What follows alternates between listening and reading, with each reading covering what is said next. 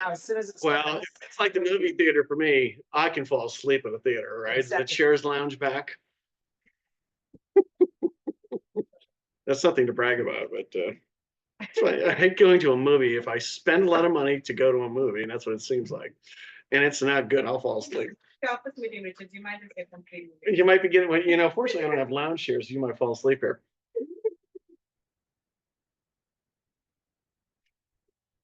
Well, good morning, everybody. Good morning. It is 10 o'clock. Yeah, great, great. Well, thanks for coming today. So there are mimosas back there, okay, you know, keep you going. Rania, I put that chair right up front for you so you can see. As a matter of fact, you know, because you mentioned that you may not be able to see the screen as well. So I'm happy to do that. So we might think that these things are minute, but from my perspective, it requires a lot of thinking and detail, especially when you're dealing with rental property owners. It used to be called landlords, as a matter of fact. So I thought I would go over in detail the lease listing agreement right now, as it has become more and more complicated, and I wanted to go through those details with you. So right now, the exclusive right to lease under section 1. Well, let's go back to the date prepared. The date prepared is just a reference date. I prepared this document yesterday or 2 days ago, as a matter of fact. So it has no bearing except what the meaning of it is. When you write an addendum to the lease listing agreement, for example, you're going to reference that date. So that is the meaning of that. But in this case, the Fasola Trust is the rental property owner, and they're granting Coldwell Banker Platinum Properties, the broker, the opportunity to list the property. And we're going to say a beginning date of January 26th. Now, as you can, today's the 28th. I put a date of the 26th in here, but the effective date of the lease listing agreement or any type of listing agreement is going to be to the later of the beginning date or the date of the last required signature. And the date of the last required signature is going to exclude your signature. So whoever owns the property. So if they sign it today, they sign it tomorrow, that's going to be the effective date. But the ending date is still going to hold. So it's not going to adjust, as a matter of fact. So I'm saying that the listing agreement is going to end July 1st. And then I've inserted the description of the property, as you can see. Now, the rent amount, I'm saying $4,000 per month. And then now rental property owners, and it's probably going to be a burden placed on you, are going to be required to take pictures of the property to document the condition of the property. Return the question. Oh, thank you. So the beginning date or the last sign date, that's important because that's the date that we have to enter into the MLS, correct? Yes. You have 2 days to enter the listing contract into the MLS following the effective date. So in this case, you can see once again a beginning date of January 26th. Maybe it's signed today. So today is the effective date, and you've got 2 days to enter the listing into the MLS. Now, I don't want to get into the details of this. I've had issues with CRMLS, but the clear cooperation policy requires you, upon the execution of a valid listing contract, to enter that listing contract into the MLS within 2 days following execution of that contract. However, CRMLS is not enforcing that policy on leases, as a matter of fact, which is very surprising to me. And I've spoken to their general counsel about that, and they have never made a change to the rules and regulations. Although he agreed with me, they have never made a change, and who knows, maybe it's because of all the issues that have taken place, this litigation and the implementation of the settlement. So we'll keep that in mind. They police listings for rentals differently than they do rentals, or properties that are for sale. But we should be following those guidelines, because if they elect to enforce those guidelines, then it's going to be an issue for you, as a matter of fact. And it's, you know, and if anyone here has ever encountered a fine, it was very interesting. I'm now on the CRMLS Finance Committee. And what was interesting to me for 2025, and hopefully I didn't say this to you before, but they budget for revenue income associated with fines. So for 2024, they budgeted revenue income associated with fines in the amount of $520,000, but last year they only collected $418,000. And I sit on the professional standards committee, so I can assure you that anytime someone contests a fine, CRMLS will never relinquish in regards to the fines that are imposed on you. Yeah, very interesting, huh? So their revenue income, we think that that is a moneymaker for them, but it probably takes 3 to 6 people to enforce that. They're not making money. So from one standpoint, it's barely covering their costs of enforcement, my opinion. They didn't give me the general ledger to figure out exactly what the details of the costs are for employees, so on and so forth. Any questions about that?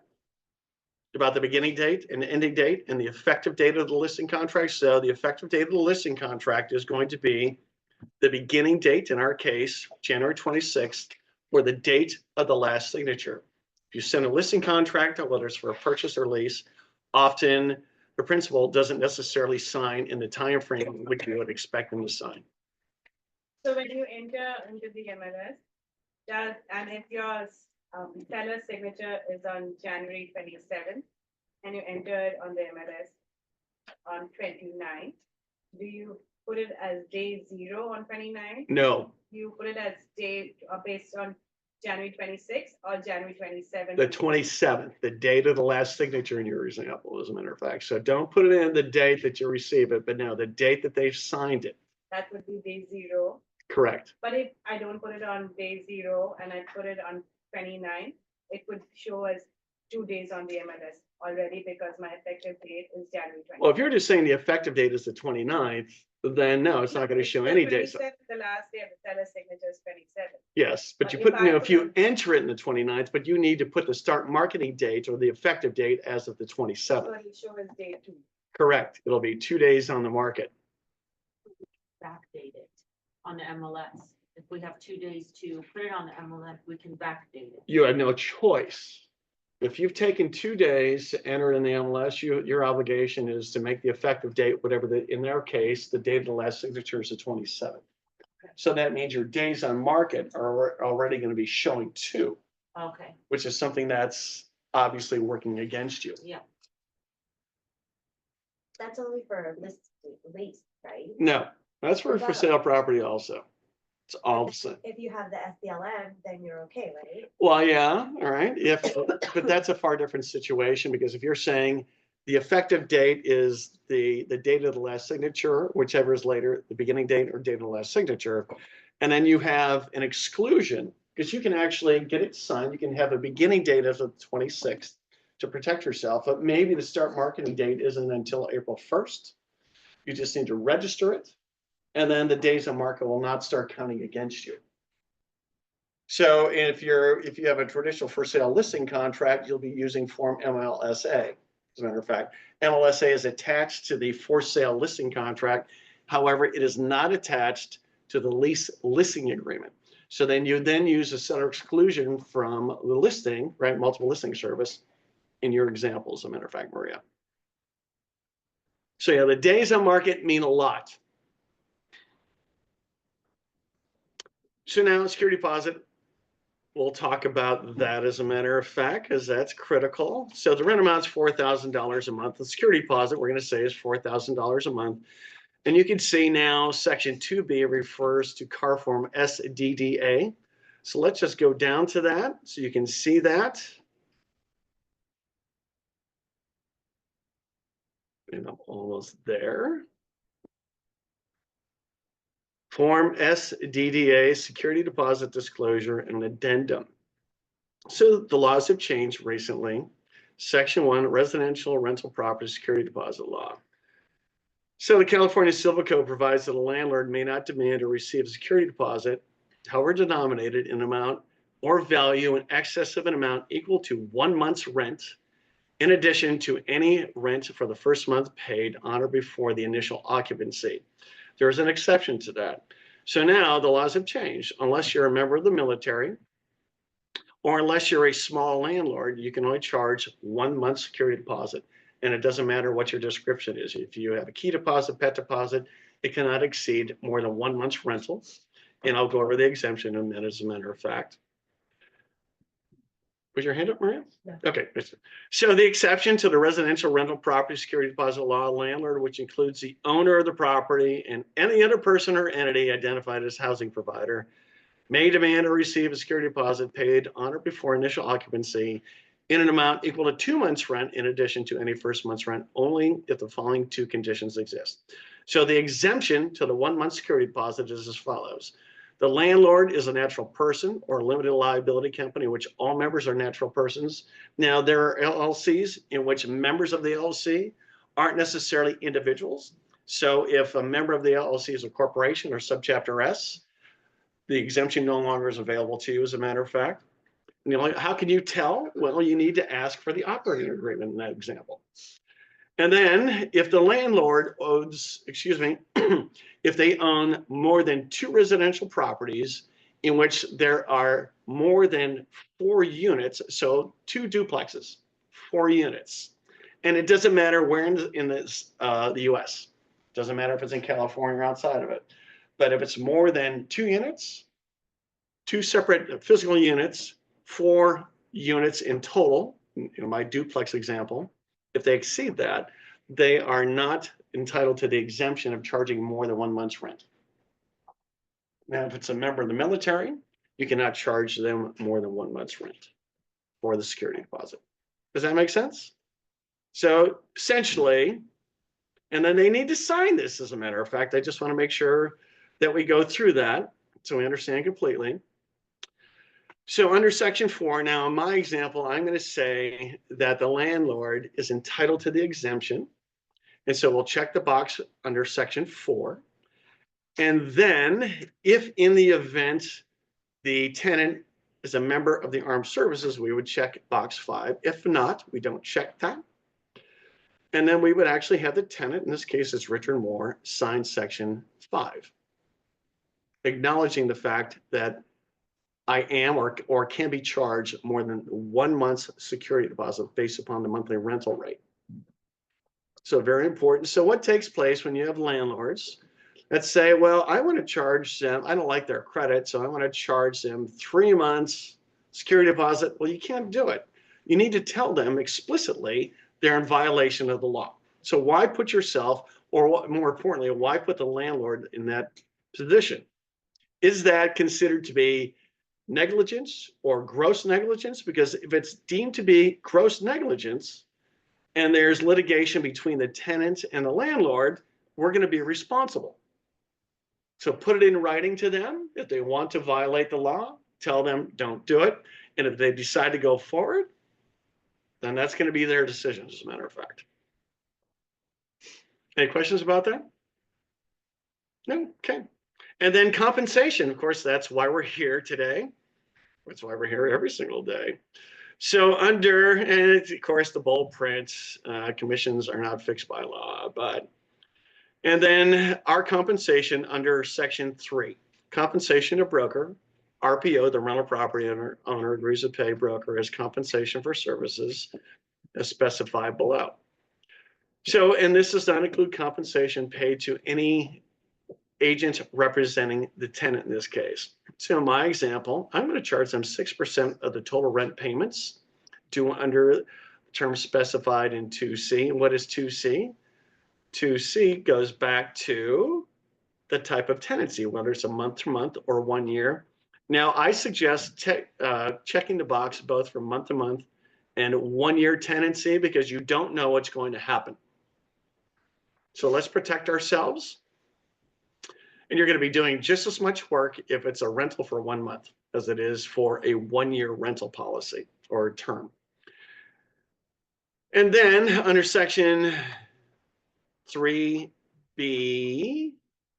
3B, rental property owner agrees to pay broker additional compensation. I don't know if anybody ever fills that in. If you want additional compensation, you can certainly do that. There's no objection to that. The rental property owner may object to that. But then now under section 3B2 for a month-to-month rental, I'm saying I want to be paid 6%.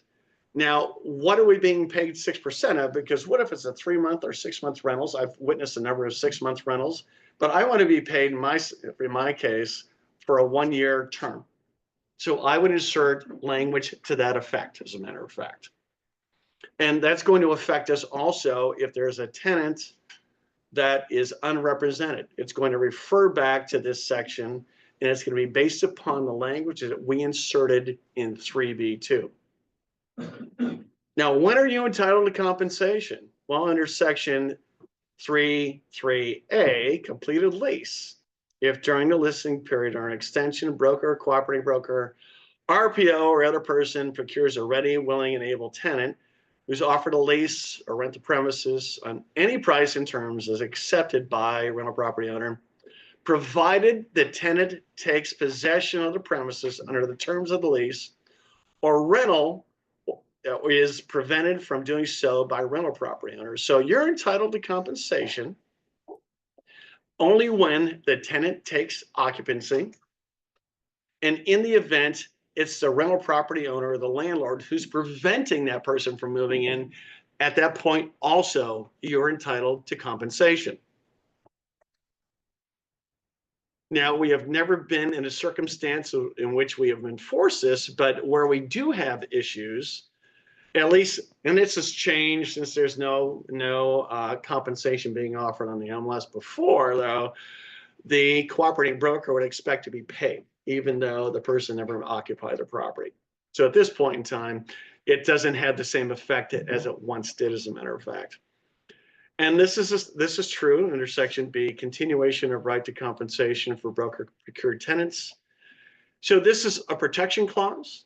And in the event you have shown the property, or anyone has shown the property, and you have the name of the person who has viewed that property, excluding the agent that may have shown them the property, in the event, in my case, I'm saying 90 calendar days after the expiration of my lease listing agreement, you as the listing agent would be entitled to compensation. So I suggest filling that in, as a matter of fact. And then in the section C, RPO, interference with listing. In the event the rental property owner withdraws the property from the market, then we're entitled to compensation. I have never once enforced that. I think we're trying to maintain a relationship with our clients. But when they ask those questions, you should be prepared to answer or respond to those questions, as a matter of fact. They withdraw the list. If they take it off the market, for example, prevents you from leasing it, we're entitled to compensation. Yes. So if it's 6% on a 1-year lease, they leave early, how does that affect the compensation?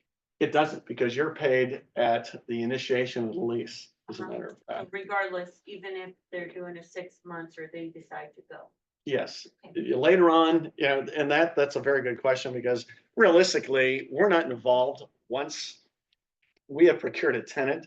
And now the listing contract also addresses that. I think what we always wonder, where does the agency relationship expire or terminate? Sorry? Oh, you're sneezing, okay.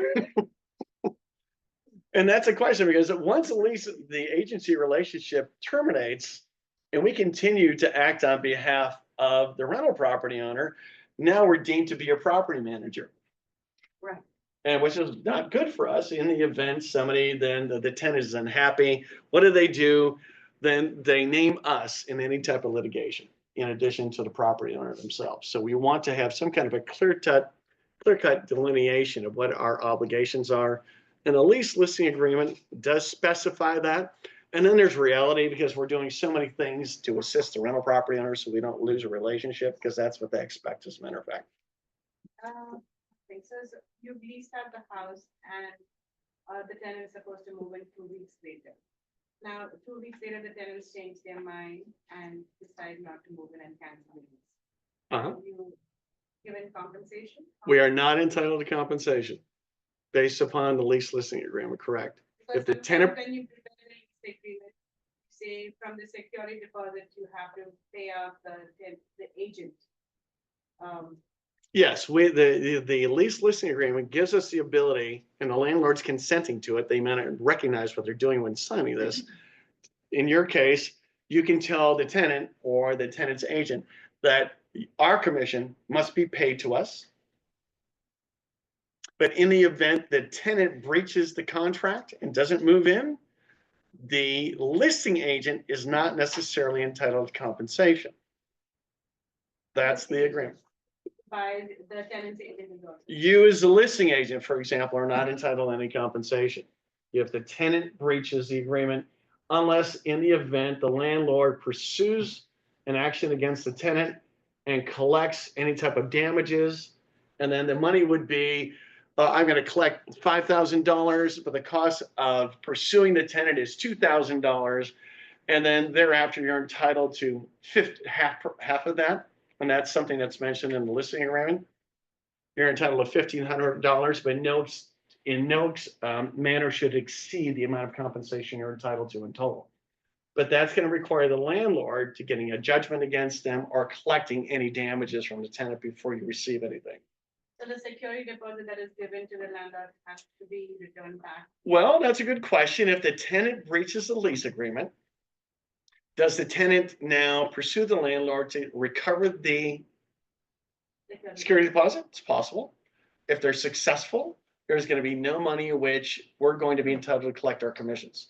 If the landlord's successful in any type of litigation, if you want to call it, or mediation, then we're going to be entitled to a portion, to 50% of the money, after deducting from that the cost of defense that the landlord's encountering. So they can collect the money back. They can, right? But landlords probably, if I'm telling you, if I'm an agent, I'm going to suggest to the landlord that we just return the money and move on. It's going to be, because your property very well may be off the market for a period of time. I don't think it's worth it, as a matter of fact. You have a question? Yeah, so as long as they didn't take possession or occupy the home and it's before the lease start date, they can cancel. The future resident can cancel, and then if they cancel, then is there a commission or? No, there won't be. But realistically, if they sign a lease agreement, they're obligated under the lease. Even though the lease start date isn't started yet? Even though, right, because once they sign the contract, they're bound by that lease Okay. agreement. But then the landlord actually has an opportunity based upon, we don't have enough time to go over the lease agreement itself. But the landlord has an opportunity, if in the event the tenant breaches their obligation, to void the lease or enforce the lease. If they're going to void the lease, they have to give them a 2-day notice, in a sense, a notice to perform, before they can pursue them, or actually cancel it, excuse me. So that's something that a landlord probably should realistically look at and say, if somebody is backing out at this point in time, I'd rather have the opportunity to give them a notice to perform, and if they don't perform, I'm going to void the lease. And that's what we see in the lease agreement itself, which is not going to be discussed today, but that's a very good question.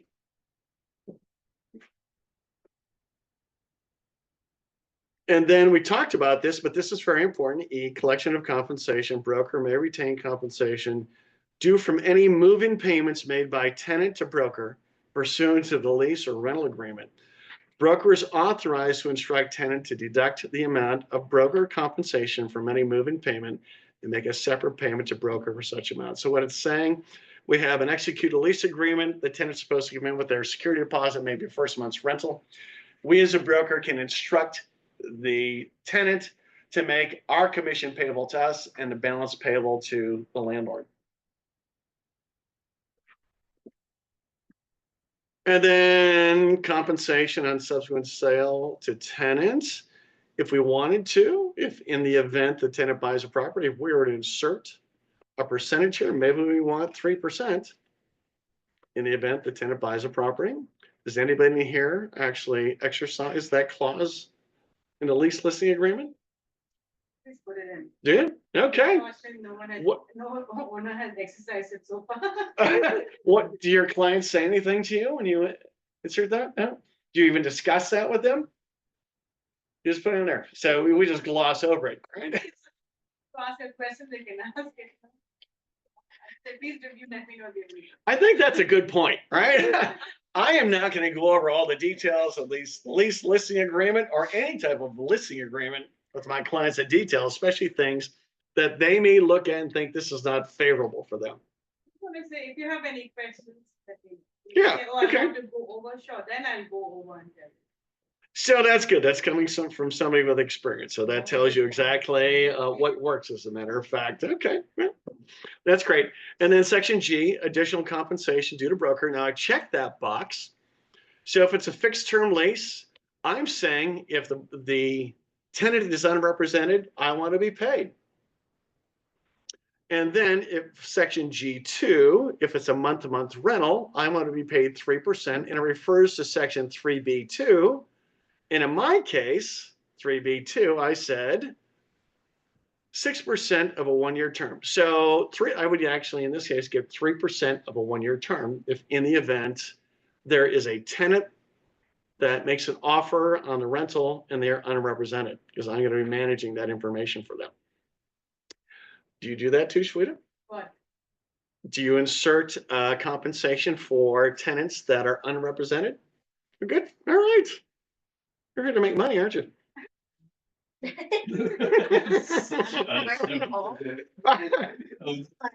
We should all be following her lead, as a matter of fact. And then, not that anyone's going to read this, but section I, compensation obligations to tenant brokers. Many tenants don't have sufficient funds to pay the rental property owner the security deposit and first month's rent, and also pay their agent's commission. So it's just telling them to expect that the tenant is going to request that the landlord or rental property owner pay the commission for the tenant's agent. But of course, sometimes the landlords, when they read through it very carefully, they're like, oh, I'm not gonna be paying you more, and depending on what relationship I have with them, then I may push it or not push it. with them. Okay. Do you fill it in before you I meet with them? always fill it in. Okay. If they read too much, I have to delete it. And then I assume do you have it printed out at the time that you actually meet with them? I just send it to e-signature. You do that center for e-signatures? So to give me your whole approach for the most, just in general. You talk to them, you send them the lease listing agreement, and you want them to Obviously, sign. agree on my commission, whatever. Oh, you talk about that. We Okay. talked about that before I prepare. So do you gloss over these certain aspects that we're talking about right now?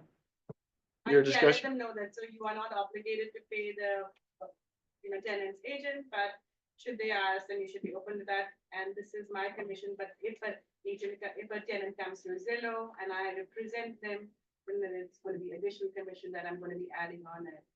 And if they, I just go over the whole thing, You know, and okay. then So keep in mind, and the reason I'm asking, if you print out these forms, everything is going to be in black and white, but when you send them the forms electronically, they're going to see a blue box or a blue check mark. So it's going to stand out to them. So whatever is more important to you. Everyone to proceed, right? And then tenant payments. Well, actually, they should be able to see this, I'd assume. Now, it may not be as clear when I'm looking at my screen, but I would assume you're sending them the documents electronically. So for example, if I check this box, it's probably going to stand out in a different color versus when you print out the document, everything is going to be black and white. what if it stands out? Well, if you say so. They're I don't want to everything- discuss all those everything things. very clear, right? Okay, well, you know better than me. You work with more clients than I do. So under section 4, tenant payments, the following are due and payable to rental property owner unless otherwise indicated or specified. So the first month's rent, the default is that it's just payable to the rental property owner. If we say to broker, in any case for section 4A1 or 4A2, there are implications associated with that. If you have a non-resident alien and we collect any of those monies, we may have an obligation to withhold and remit to the franchise tax board or to the IRS. And we'll go over exactly what those withholdings are. But in essence, if I collect money in essence of $1,500 for rental payments, any money in excess of that $1,500 as a broker, if I receive it, I'm obligated to remit 7% to the franchise tax board. If in the event it's there's any money received and it's associated rental income, with the IRS, if it's a non-resident alien, I have an obligation to remit 30% to the Internal Revenue Service. So I never want to have payments made to me that I am ultimately going to be remitting back to the rental property owner. So we don't want to act as a property manager because the withholding requirements now suddenly are our burden. So have the payments made directly from the tenant to the rental property owner. And if you're concerned about the rental property owner paying us, the lease listing agreement gives us the authority to instruct the tenant to pay our portion of the commission directly to us. And that does not require, in my opinion, an obligation to report that to the Franchise Tax Board or the Internal Revenue Service. It may, but I'm not going to be worried about that. So you would only check at execution or to broker? Well, that's a good question. So I would never say to broker, right, for the first month's rent, because now we already have the authority to, out of the first month's rent and deposit, to direct a portion of money to us for our commissions. It's rare, but property owners sometimes have been known not to pay us our commissions. If you have a relationship with them, you probably have no concerns, right? They collect their money, then they pay the commissions to us. But it could be easier just to have the tenant to write 2 checks, one to the property owner and one to us for our commissions. But in this case, I think under section 4A, and the lease agreement is going to dictate that, but the landlord may want to have the first month's rent paid upon execution. They may want to have the security deposit paid upon execution. I think usually the rental property owners at least want the security deposit paid upon execution of the lease. So these are the instructions that we should be following when we're drafting the lease agreement itself. And sometimes the tenants will negotiate and they'll say they want to pay that money upon possession. And then section 4B, direct electronic rental payments. If RPO permits tenant to pay rent or direct deposits such as a wire electronic payment or other online method, the rental property owner should discuss with the landlord tenant attorney the implications of doing so in the event the tenant defaults and an eviction becomes necessary. Why is that an issue? It's in the event the tenant is in default and they've been given a 3-day notice to pay or quit, for example. And then let's say it's $2,000 is due right now for the tenant to avoid an eviction. If they remit $500 and they remit it electronically, if the landlord doesn't return that quickly, then the landlord's deemed to have accepted a partial payment, and that's going to start the whole process over again. So an unlawful detainer action, if you have one filed, it's going to start the whole process over. So they have to be careful about any monies that are deposited into their account, theoretically without prior authorization. Then key safe lockbox, well, I would check that. It just gives us the opportunity to put a lockbox on the property. And then section 6, which is surprising to me, a sign. If checked, the rental property owner authorizes broker to install a for-lease sign on the premises. So I think we always want to put a sign on the premises, but you have to check the box. Otherwise, you're not given authority to do that.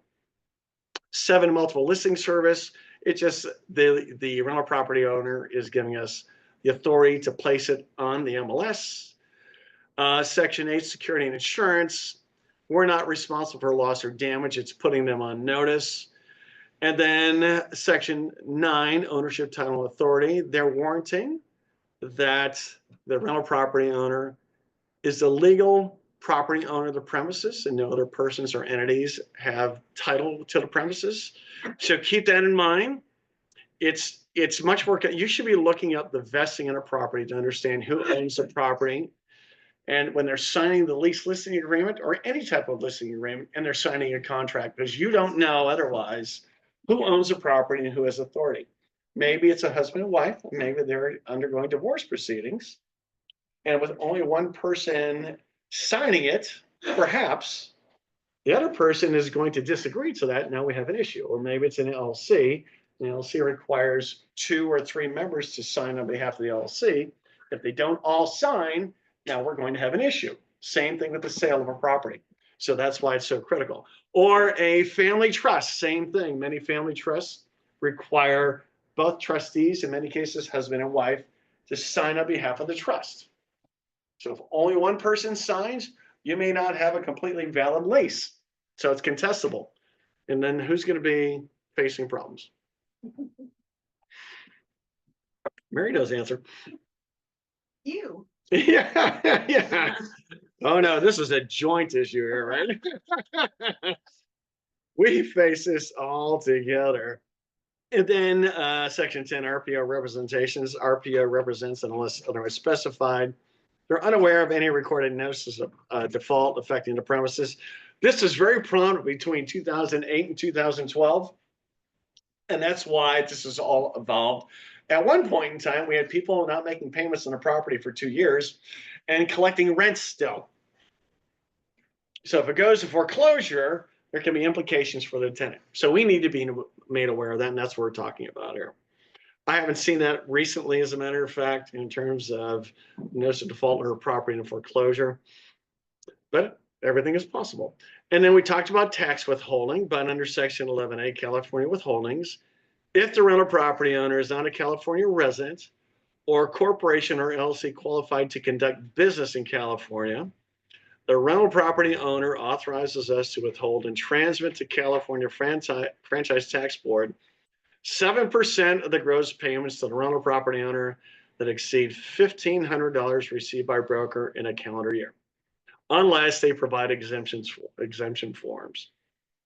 So if it's an entity and it's not approved or to conduct business, it's not a California domestic entity, LLC, S corp or corporation, then in the event we collect money, we may have an obligation to withhold 7% and remit that to the Franchise Tax Board.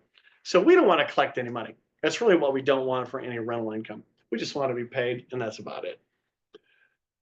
And then also, section 11B, federal withholding, if the rental property owner is a non-resident alien, foreign entity or other non-U.S. person, then we're required as a broker to withhold 30% of the gross rental receipts unless they provide us with an exemption form. It's not just something they fill out, but it's something that they file with the Internal Revenue Service, and they have to get confirmation back from the Internal Revenue Service.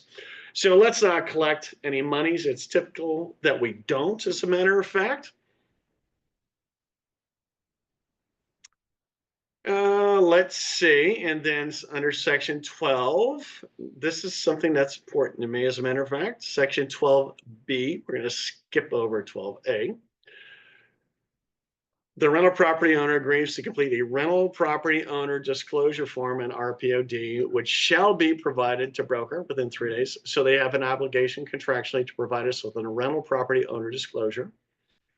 And then if we continue on, and then RPO authorizes broker to provide tenant with the rental property owner disclosure completed by the rental property owner with any lease or rental agreement. Those are disclosures that are made by the property owner.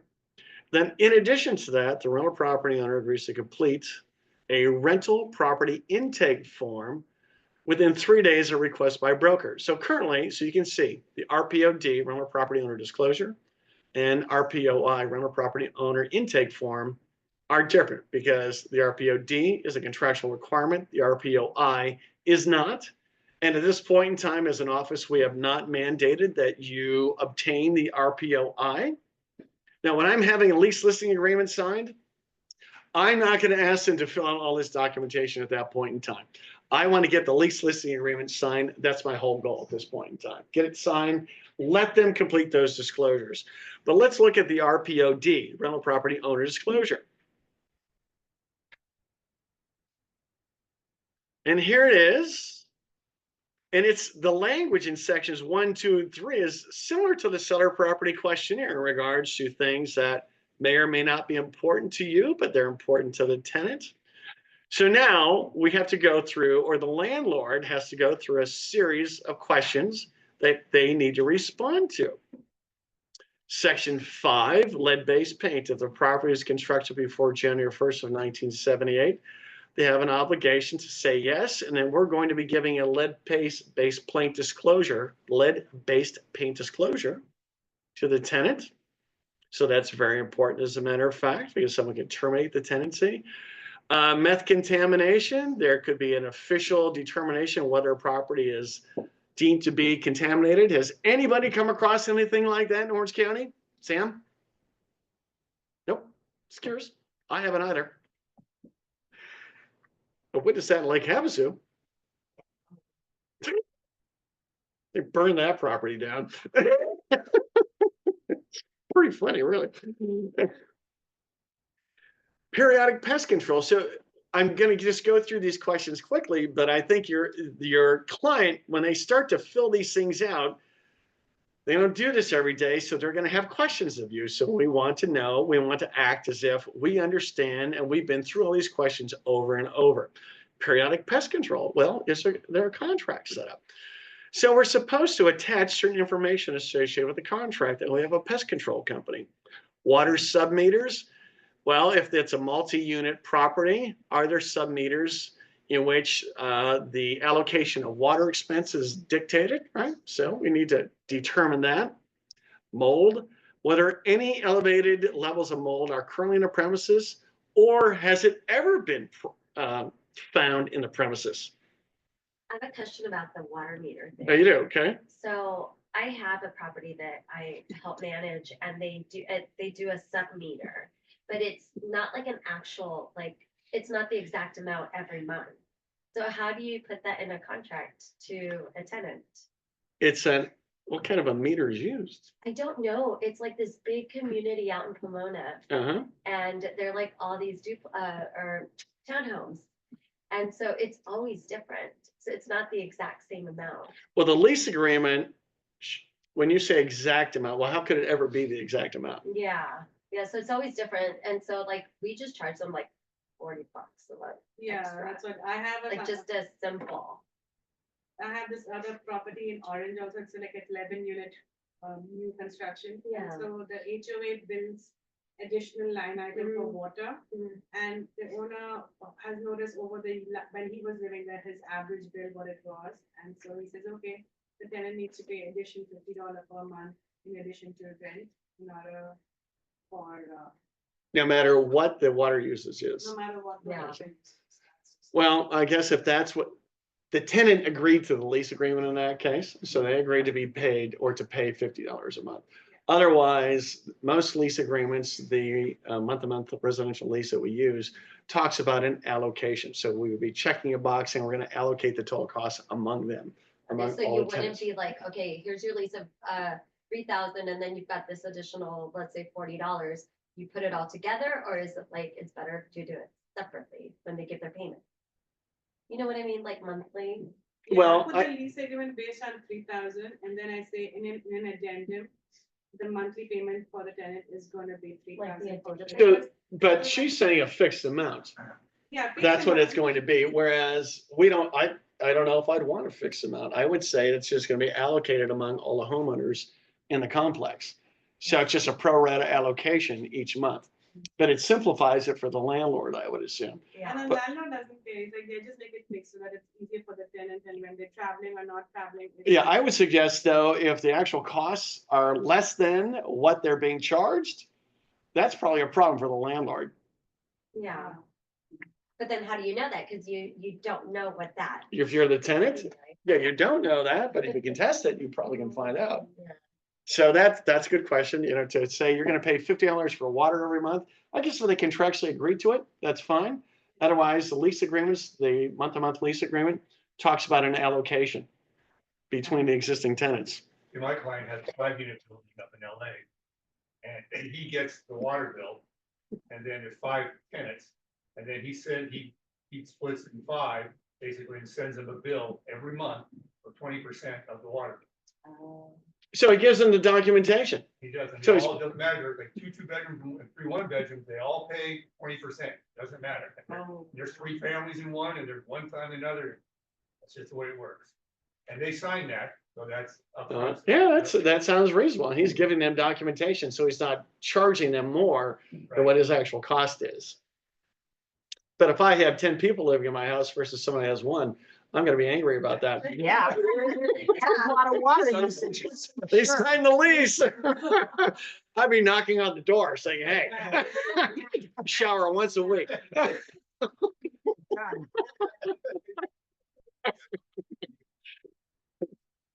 Discussing that, I probably would pay. And then asbestos.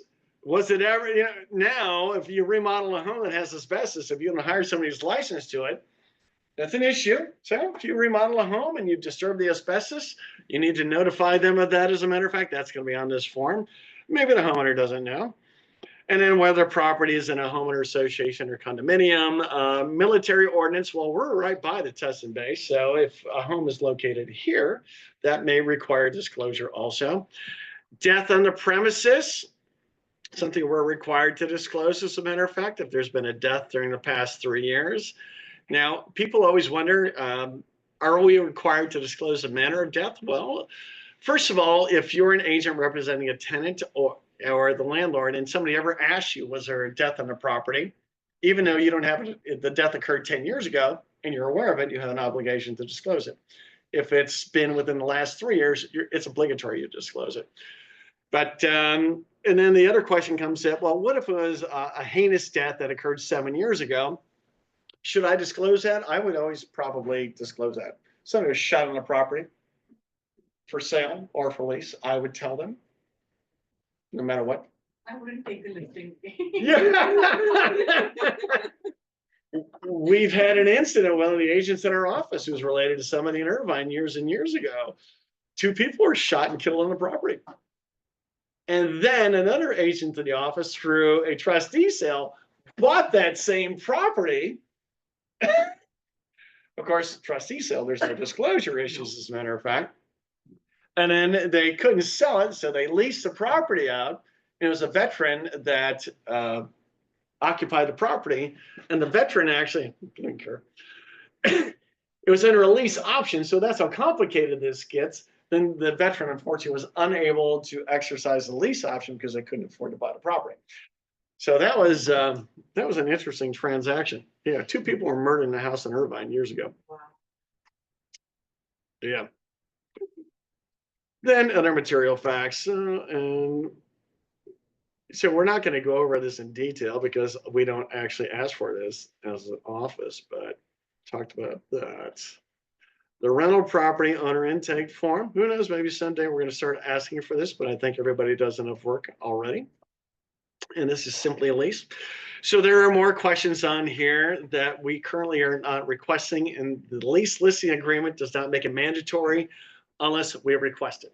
So I just thought I would point that out, as a matter of fact. But one aspect I do want to point out in here is pool safety. So in the event you're leasing a property out and there's a pool or a jacuzzi on the premises, there is a pool addendum, please use that. So protect ourselves and protect your landlord.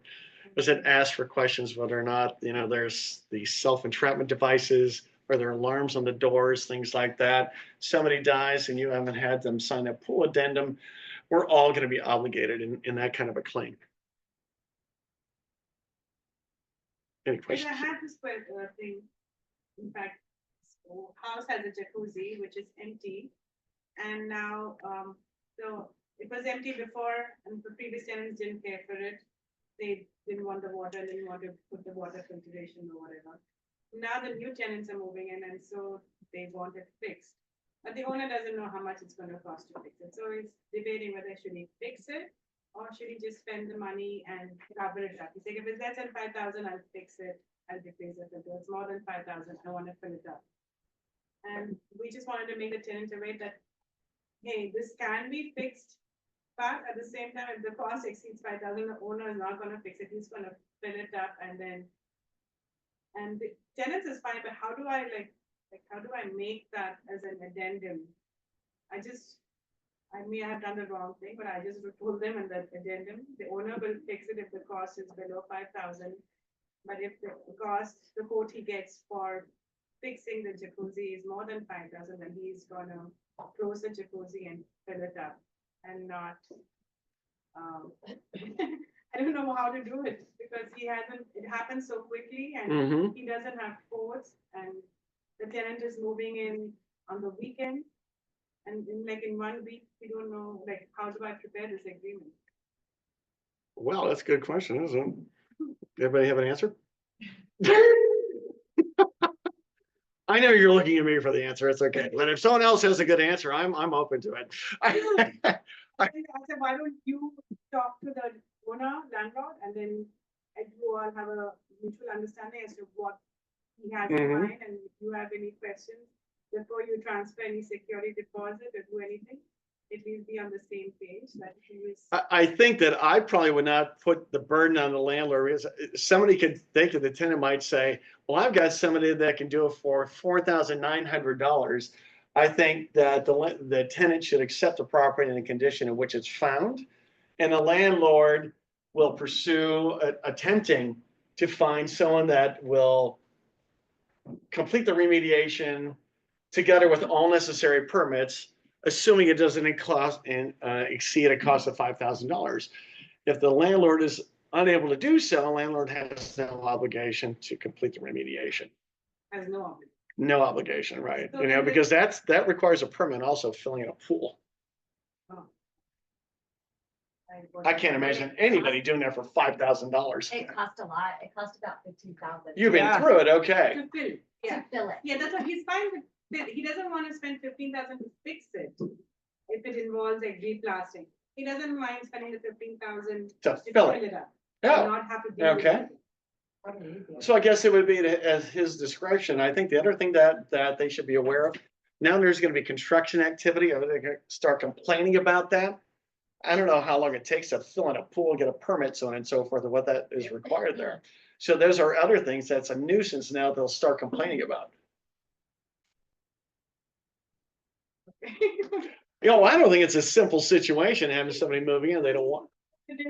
But the pool addendum, I would include the pool addendum with a caveat, you know, that the landlord's going to make an attempt, make best efforts to see if they can actually fill the pool in for a cost not to exceed $5,000. If not, landlord has no obligation during the term of the tenancy.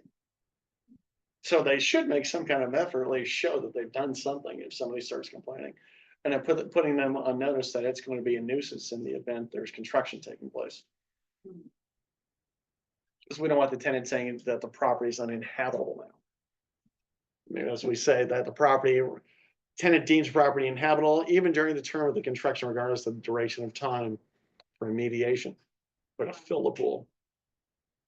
Sounds like a real problem to me. Yeah.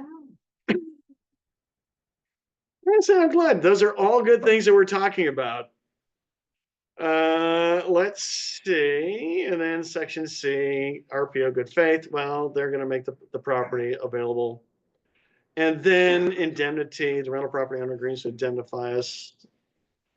And then agency disclosures. Remember, it's for a lease of less than 1 year. We have no obligation to have an agency disclosure signed. We always ask that when it's signed. So we never have any concerns about that. And then also section 13C, possible dual agency with tenant. Well, we're putting the landlord on notice that we may be representing a tenant and we may have multiple listings for the exact same property. So we want them to know or be aware of that. And we might be, in the event we're representing the tenant and the landlord, we need to notify them as soon as possible. Let's see. Termination of agency relationship, we'll just skip over that. It's not a big deal. But here's something that's different. Dispute resolution mediation. There is no arbitration clause in the lease listing agreement. So unlike a purchase contract, there's a mandatory mediation clause and arbitration clause. However, in the lease listing agreement, the parties are required to mediate. In the event one party refuses to mediate, or when requested to mediate, doesn't. In the event they're the losing party, they're obligated to pay attorney's fees. But if everybody agrees to mediate, each party pays their own attorney's fees. So it's a big difference from a purchase contract, as a matter of fact. And then section 16, management approval. Well, you should be turning in all of your listing contracts, and we have 5 days to terminate the listing contract. And now under section 18, I check these various boxes, rental property owner disclosure. I'm going to remove that. No, that's the default one. The intake form is optional. Fair housing is not optional. And the Consumer Privacy Act is not optional. That goes out with the lease listing agreement. And then in the event the landlord dies, well, this is incumbent upon or remains obligatory for any of their successors or assigns. 20 time of the essence. So, well, I think that speaks for itself. Then legally authorized signers, I think sometimes there is some confusion with this. If it's a entity property owner, not an individual. If it's a trust, it is not an individual. So if it's a trust, LLC, S Corp, for example, we would check the box under entity rental property owner. So under section 2, full entity name. This is where I would insert the appropriate or proper name of the entity that owns it. So in this case, it's a Fasola Family Trust dated January 27, 2025. And then if we go down farther, section 4, the name of the legally authorized signer, John Fasola. We're going to show you later that John is the trustee. Then rental property owner signatures. Now what this is doing, printed name of RPO. You can see I've abbreviated that. And with this form, it says that we can abbreviate the name of the trust because the name of the trust is not going to fit everywhere on the forms. So if we abbreviate it, this form is saying that is effectively to be accepted or deemed to be the name of the entire trust name, which is the Fasola Family Trust dated January 27th. And you can see under printed name of legally authorized signer, I have John Fasola in there, title, if applicable, trustee. So those are the questions. Do you have any questions about how to properly fill this out in the event it is an entity that owns the property and for proper signing? So remember, if it's an entity, you need to get evidence, and the lease listing agreement requires that they provide us evidence that they have authority within 3 days of execution of the lease listing agreement. So my suggestion is if you have a client, get them to sign the lease listing agreement, send out the accompanying forms subsequently thereafter. Let them go through that pain following execution of the lease listing agreement or purchase or agreement for purchase and sale of a property. Any questions about that? It's so exciting. Talk about what's acceptable in regards to how many months tenants pay upfront. Oh, good question. Yeah. So we talked about security deposits. You're limited to 1 month unless you meet the exception. So you can collect the first month's rent in advance. So no more than 30 days. You can collect 6 months or more rent in advance if the duration of the lease is 6 months or longer. So if somebody came and offered 3 months upfront, You can't accept that. That's a violation of the law. I think it's Civil Code 1950.5. So it's a violation, yeah. You cannot. No, it's a violation. So as odd as it sounds, what was that? As of when? 1 month, It's been that way for a few years now. Oh, let's, that Okay, so. was before. Okay, yeah. So Before. 1 month's advance rent, 6 months or more. So if the lease, Before, okay, then I'm good. as long as the lease agreement is for a period of 6 months or more. If it's so in a month-to-month tenancy, Wait, but then if the client's like, oh, I want to pay in advance, can they pay in advance? Like 6 months, 3 months, whatever? you can pay 6 months in advance and accept it as the landlord. If the landlord accepts 3 months in advance, you're violating the law. That's so, wait, what? They can do 6 So they months. can't do 3 months, but they can do 6 months. Yeah, I'm glad you brought that up, Carlos. Sam, you're exactly right. Right? So So they can do 6 months, they can't do 3 months. They can't do it. Yeah. you can't do 3. You cannot do 3 Why? because that's the Because they law. like me to split the rules. I can't explain why things are as they are, but I Because we can, don't like the number 3. I can Is that what share it is? share with you the civil code. So you can only collect, so John Fasola, he wants 4 months advance rent because he doesn't trust these tenants.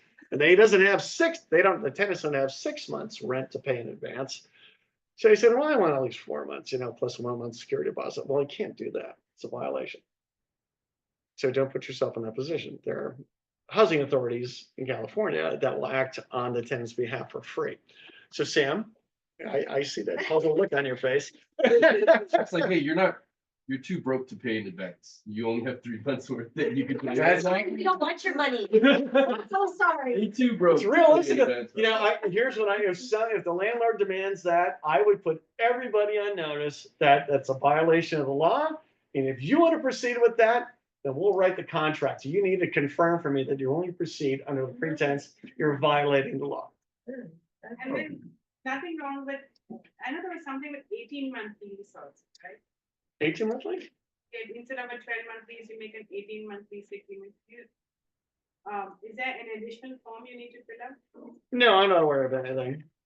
No, I think sometimes if there's a lease in excess of 36 months, it could be a violation of the deed of trust if there's a loan on the property.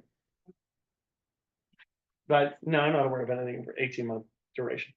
So let's say I have a client who's trying to lease, his credit isn't that great. Huh? So before, would you be able to, like, before these laws came into practice, was it like you could offer 3 months upfront, or now we could offer 6 months upfront to like try to get? You can, yes, right? actually, But it witness can't, but it that. can't be 3 months, it can only be 6 months. It can only 6 months or more. Gotcha. Right, yeah, it's been at least going back to 2018 or 2020, Gotcha. that a restriction existed. Be 6 months to prove the house. 3 months and they don't, they before 6 months, at least they recover in advance money, so. Yeah, yeah. I think it's better. Oh, Gina, you had a question? You had a question? That's practice. Let's say you extend a lease to somebody, they live there for 12 months. Then they want to renew the lease.